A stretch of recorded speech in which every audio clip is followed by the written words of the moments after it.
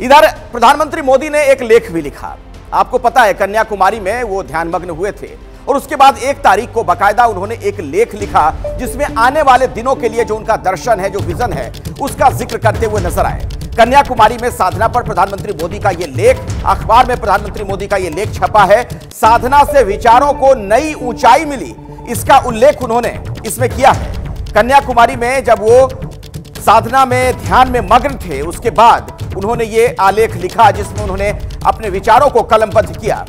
2047 तक विकसित भारत का जो उनका संकल्प है, उस पर भी कई बातों का जिक्र उन्होंने किया है। हमारे सहयोगी अभिषेक उपाध्याय भी कन्याकुमारी में मौजूद थे, लगातार इस कवरेज में आपके साथ वो जुड़े हुए थे। अभी मेरे साथ लाइव जुड़े हुए अभिषेक, प्रधानमंत्री का ये विजन, ये दर्शन क्या कहता है?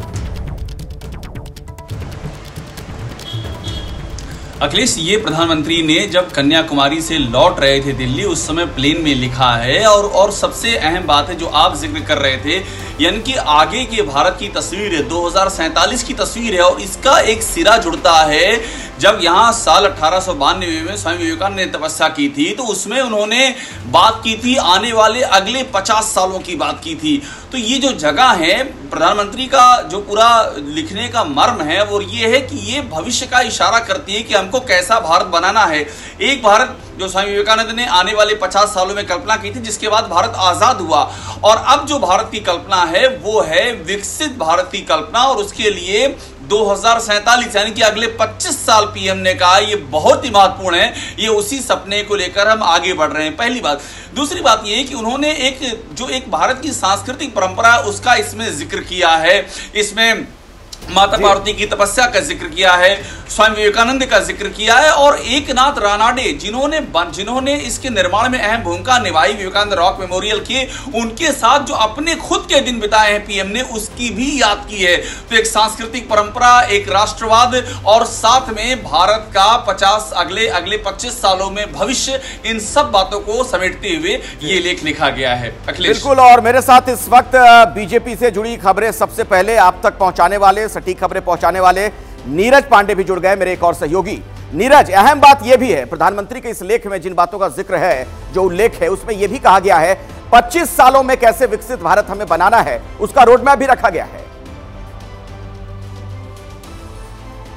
देखिए, प्रधानमंत्री नरेंद्र मोदी ने पहले ही 2047 का अपना नारा दे दिया था कि 2047 में भारत को विकसित भारत बनाना है।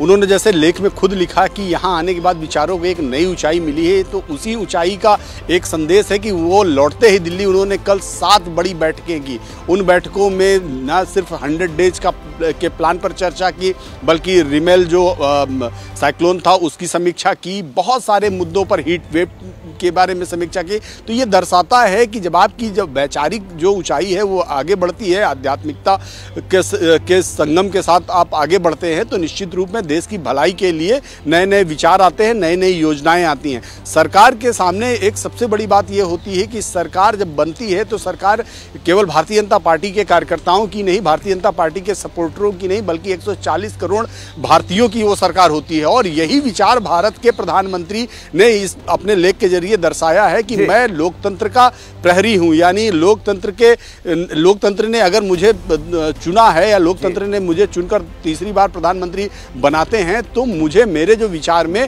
140 करोड़ की जो आबादी है वो समान है, और उन सबके लिए साफ नजर आ रहा है। अभी नतीजे नहीं आए हैं, एग्जिट पोल का ही सिर्फ इशारा है, और उसी पर आप देख रहे हैं किस तरीके की हलचल बीजेपी में नजर आ रही है। अभिषेक और नीरज, आप दोनों मेरे साथ जुड़े रहिएगा। जैसे ही घड़ी का काटा दोपहर 2:30 पे आए, बबीता जी का दिल सास बहू साजिश के लिए मचल जाए।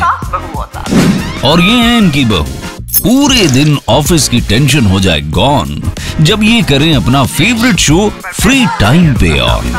इनकी तरह आप भी देखिए अपना फेवरेट शो अपने टाइम पर, और डाउनलोड कीजिए एबीपी लाइव ऐप अपने स्मार्ट टीवी पर।